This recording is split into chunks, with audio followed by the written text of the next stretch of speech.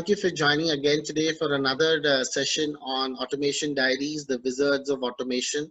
We're very fortunate to have today Uday Jose, a very good friend of mine who's the Managing Director for Enate Technologies. Its focus has been the Asia Pacific region. It's really great meeting you today, Uday. Likewise, Uday. Thank you so much for having me. I've known you for a few years now, and every exchange has been wonderful. I've learned a lot, and looking forward to this conversation as well. And you have a brilliant backdrop out there.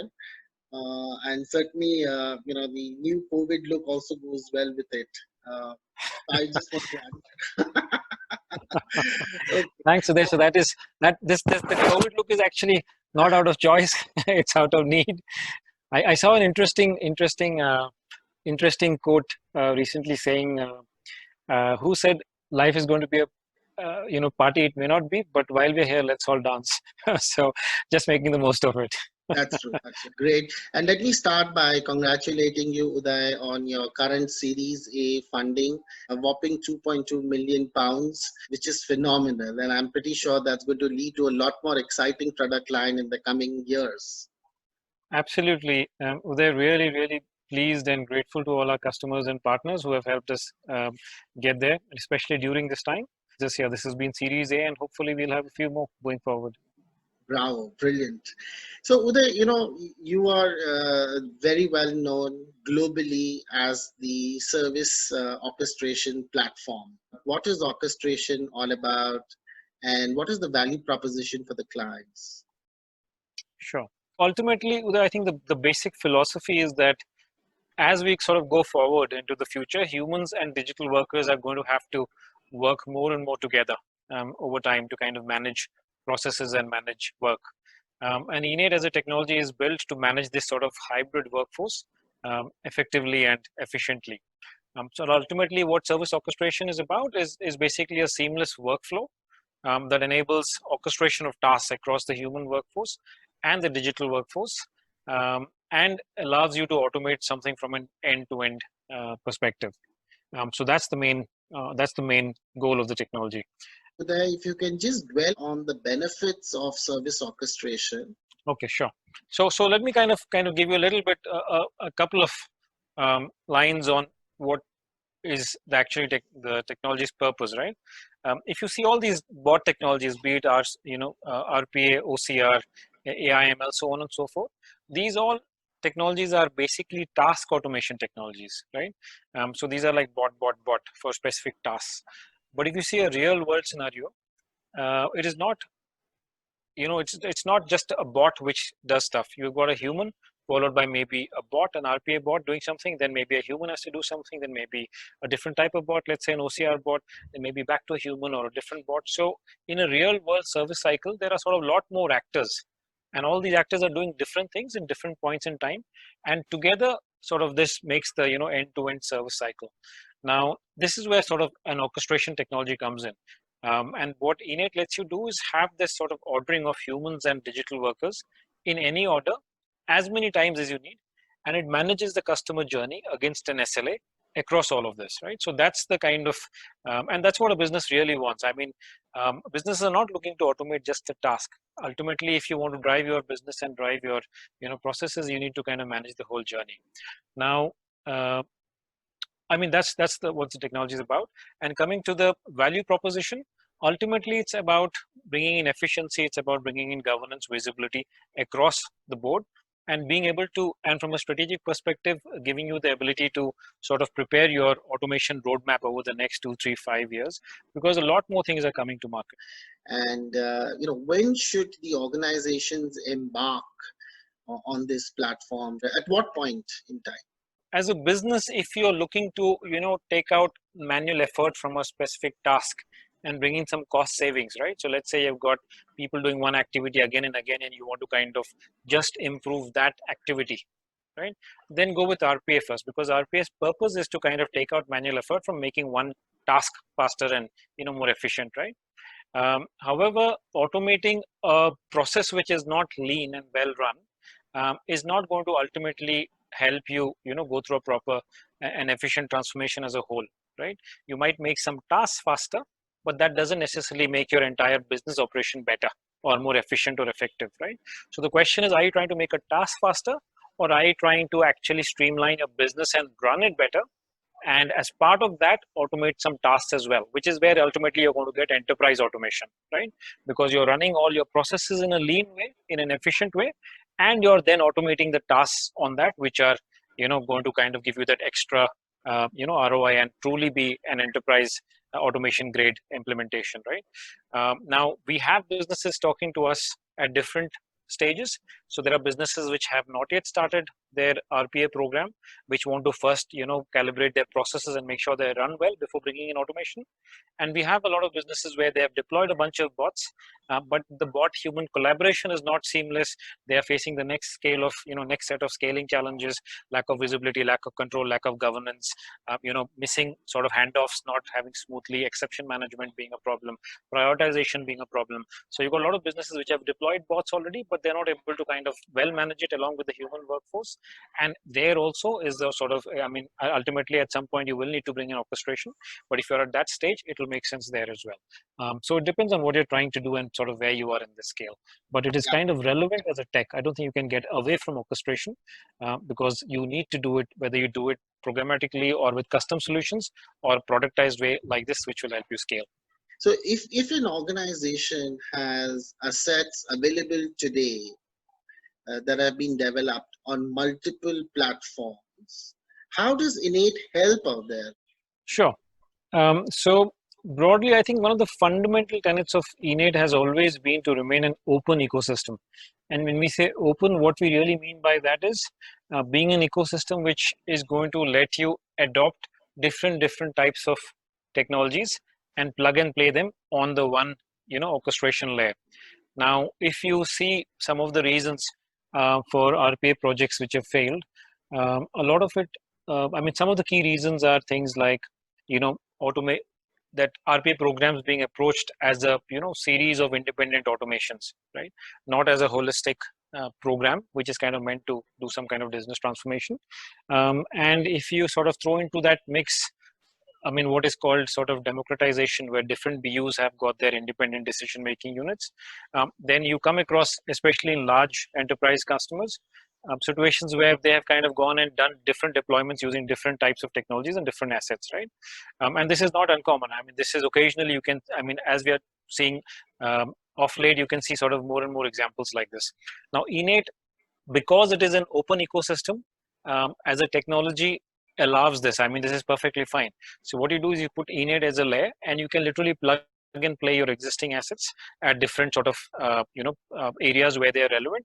And the good thing out of this is you kind of then are able to manage your governance and control centrally, and are also able to report on these different elements in a sort of unified, simplified, centralized way. And what happens with that is you're sort of also getting away with a lot of the reporting overheads and having to transform data before you can compare it. And another sort of thing which we are seeing in the market right now is a lot of the larger SIs. They are taking a lot of interesting sort of new kind of propositions to market, where they might take orchestration along with one or two different types of RPA bots, OCR bots, put the whole thing together into a new kind of proposition and take it to market as a pre-configured hybrid solution. And what happens with that is customers then get the choice to choose different types of bot technologies, maybe for different price points, for different skill sets, and you can kind of ultimately end up with the best of breed, right? So you're also not kind of locked into one bot. You might choose an expensive bot for something complicated. You might choose a relatively cheaper bot for some of the heavy lifting stuff for which you don't need an expensive one, and you can sort of have a whole lot of more flexibility going forward. So all of this is possible with Enate. And how easy is it for one to migrate with Enate as the backbone for all of these different automation assets? So ultimately, see, we recognize as a business that nobody wants to kind of do everything again from scratch, because that's a very complicated and a large exercise, right? So when you so we are partnered with all the major bot vendors, and you have wrappers available on most of their stores. And all you do is you download their wrapper and you put it around your existing bot routine. So what happens with that is, once you have wrapped it up, what happens with that is the wrapper kind of connects with Enate. And that's where the sort of interaction and integration sort of happens. But it is all standardized.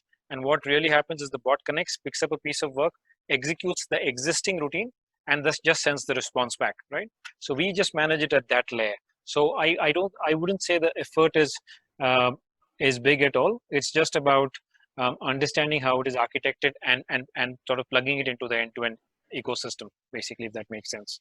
This is seamless integration. Given that it's managing the human and the digital workforces, and it's the platform which is that one single seamless backbone. Can Innate provide some interesting analytics and dashboards, real time basis or on an ad hoc basis?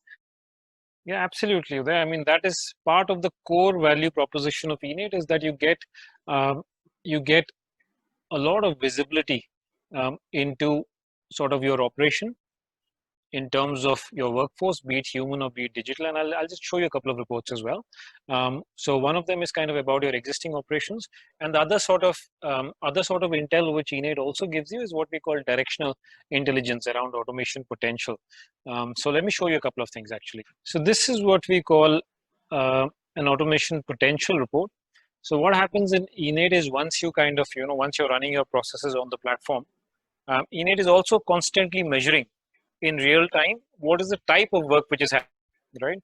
For example, if a human user is entering some data into a form, and you might tag that activity saying that is the right sort of a fit for an RPA type of bot. You might have an activity where a human is asked to make a decision, so that might be some sort of machine learning or intelligence, some kind of cognitive based activity. So what happens is when you're running a lot of processes through the platform, you're sort of getting a real-time report of the type which is on screen. And let me just explain one or two things. So what you're seeing on the left side here is a donut, and in the donut there are different sort of colored sections which different units. For example, this is 475 units. What this is saying is there are 400 in the scope which this report is looking at. There are 475 units of work which are suitable for an RPA type of bot, right? So if you invest and put in an RPA bot, you can take out a large percentage of this. Versus, let's say you have got a situation where people are reading emails or reading large form text and stuff like that. So that is basically 278 read and comprehend type of activity. So let's say 3 months, 6 months, 1 year down the line, a good natural language processing bot makes it to market. Then you could consider investing in that, because that will take out a large percentage of that kind of activity. So what happens with a technology like this is you're kind of removing the guesswork, and you're removing the sort of analysis which you need to do on an ongoing basis about where to automate, what to automate next, because you're getting some sort of a roadmap. And the second thing which is also very interesting is if you see on the right side here, what it is also telling you is the different types of processes, what it is costing you when you're running them, especially in the manual world. For example, let's say invoice processing here is costing you 77,475 pounds or dollars, I mean, whatever currency you're comfortable with.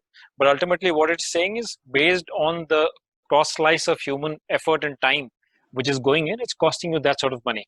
So if you automate that, for example, using a combination of different bots, then it's going to save you a large percentage of that kind of money. So you can start working out which is the area where you should deploy automation, because it's going to make you a lot of saving, and which is the type of automation you should deploy there.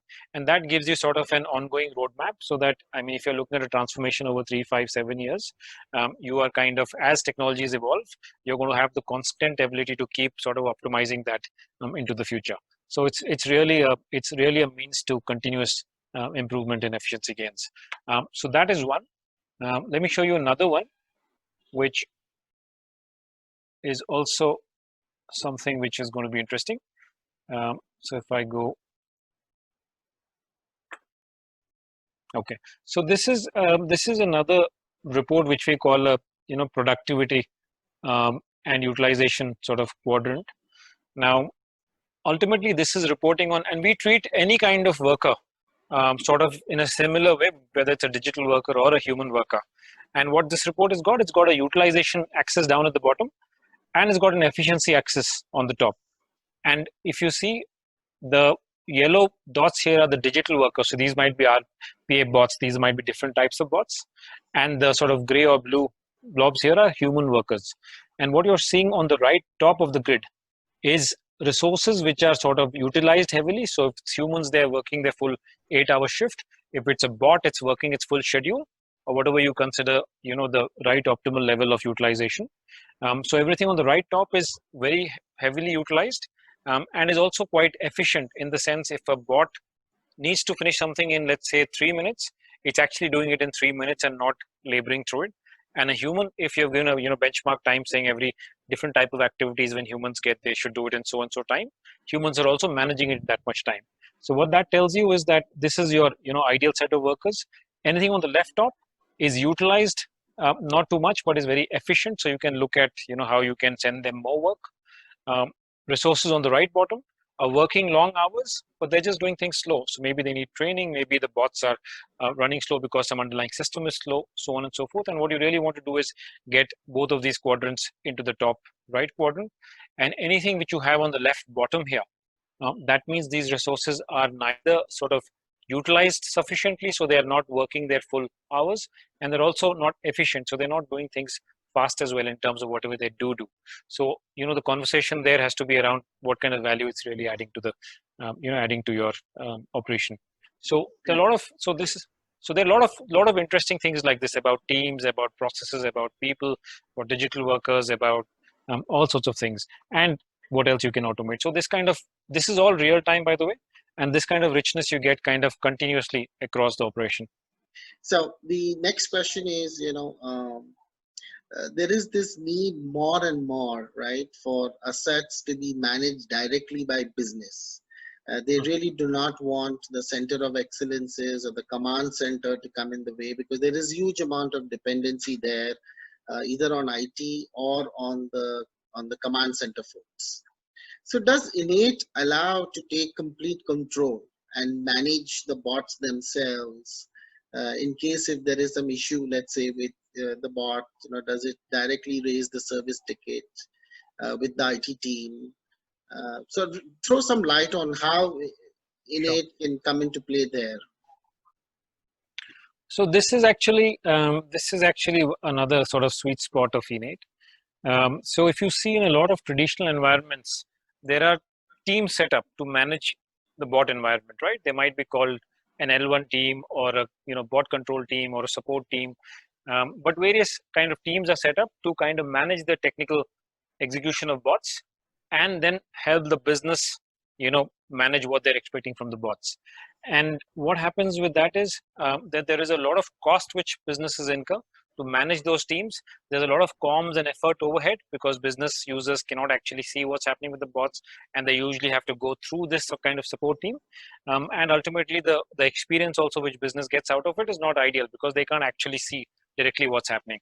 And Innate kind of changes all of this, because with Innate what happens is your bots are directly exposed to your business users. So the consumers of the bot service. So if I'm a manager, I've got 5 people in my team, and if I've got, let's say, 2 bots as well, who are kind of part of my team or responsible for my processes, then in the Innate interface, I can see all of that in one view, right? So as a business user, I now have visibility to my human team and my bot team directly, and I can manage everything about the bot right from my interface, right?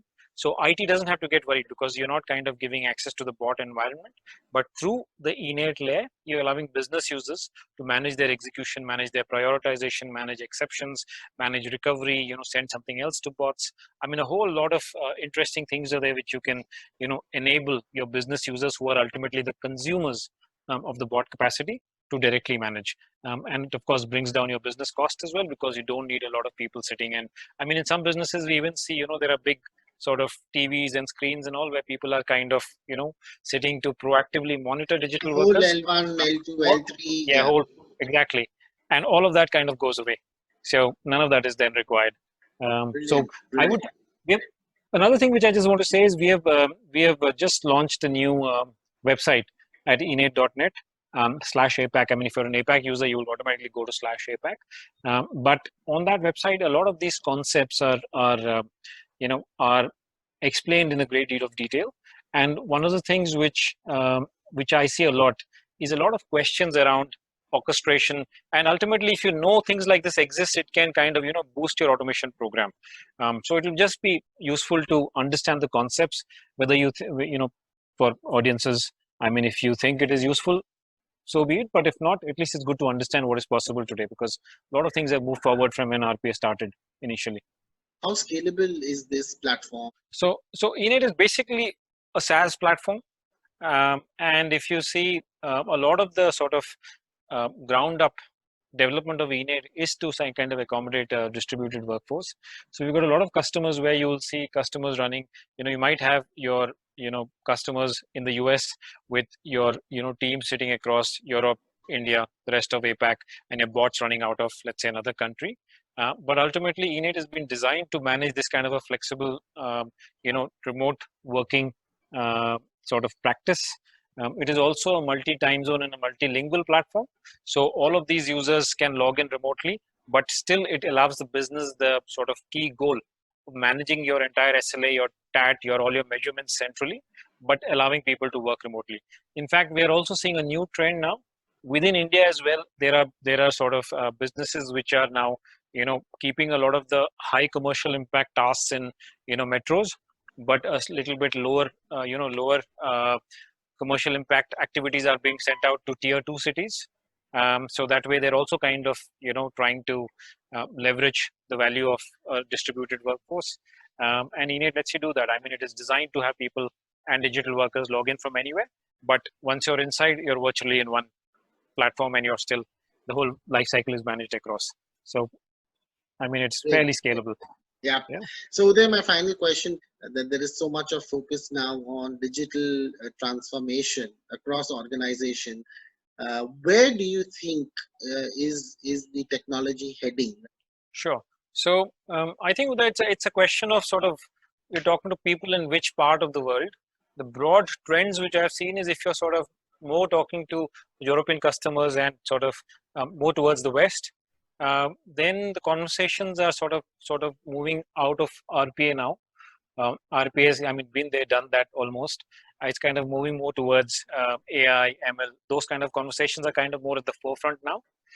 If you talk to India, India is kind of now, in the last 1 year, I've seen a big change here, where India has become quite a big decision-making powerhouse for, as a technology supplier to a lot of global enterprise customers. A lot of decision-making has moved here, but the conversations are more around RPA scale, and potentially around OCR as well, coming in fast to kind of, augment the human workforce here. So those two technologies are kind of still very much front and center here. I think AI, ML, and all are more sort of conversations here. I haven't really come across too many real world implementations of that yet here. And if you sort of go further east, I mean, conversations in Philippines and Malaysia, Singapore, all those regions, they appear to be sort of maybe a year behind what's happening in India, year and a half, because I see more conversations there around the sort of rolling out of RPA programs currently. I mean, not really about scale yet. And a number of businesses as well. I mean, if you see a lot of the bot vendors, there are a lot of conversations around, it's like, if you don't have a bot, you've missed the trick. But when you speak to a lot of practitioners, there's still a lot of way to go, the more east you go. So I think, and I think that is also to do with cost of doing things still being relatively comparable in some of those countries, and things like that. But I think broadly, I mean, if you see the trend, it's more sort of AI, ML towards the east. It's more about RPA, OCR, and scale, sort of in India and sort of immediate region. And more east is still about, I think the actual practitioner ecosystem is still very much about RPA and humans. That's what I've been seeing, at least. There are a whole lot of professionals, who want to sort of take up algorithm as their career, and there are a number of business executives who would like to add on more skills. And if one wants to understand a lot more about orchestration, where does one get that information from? Okay, sure. So I think the best thing to do would be to go onto our website. We have specifically launched a new website for Enate in the APAC region, which is kind of talking to a lot of the problem statements here, but of course has the global concepts as well. So you could always go to enate.net, or you could go to enate.net/APAC, and have a look at a lot of resources there. They're really simple and to the point, most of them. So it's not like you'll have to go through a lot of stuff. And for RPA, and people looking, sort of the technical audience looking more to enhance their RPA skills and working out how to address challenges. On the website, there's a section called RPA for COEs under the where we fit section. That will give you a lot of insights into some of the key areas of how an orchestration platform augments your RPA architecture and how you're kind of going to address it. So those are interesting things to explore. And finally, there's a community edition which we offer. So anybody interested in playing around with it can kind of go and request a community edition, and you'll get an environment with credentials, which you can basically log in and try out various things. So we are all about kind of trying to build community, and I think this is we see this as one of the next big things which is going to come to market, and we are all geared up to support that journey. So please feel free to log on and have a look there. Great. Thank you so much, Uday, for taking time out and talking to us. I'm pretty sure the viewers would have gained a lot of insights from this session. There's a lot of key takeaways. Yeah. So thanks a lot, Uday. As always, it's been absolutely great knowing you from our days at when we first met, when you were with EY, and the sort of camaraderie and the sort of steers and mentoring which you also kind of provided us to kind of how to kind of position it from a customer centric, position ourselves to be more sort of customer centric as well. And it's been a phenomenal learning from you every time I've met you. Thank you so much for that. And always fun catching up with you over a drink or over the meals we have shared a few times, and look forward to a long friendship even going into the future. Thank you to the Enate team in India and globally. And thank you for making India the automation capital of the world. On that note, thank you once again.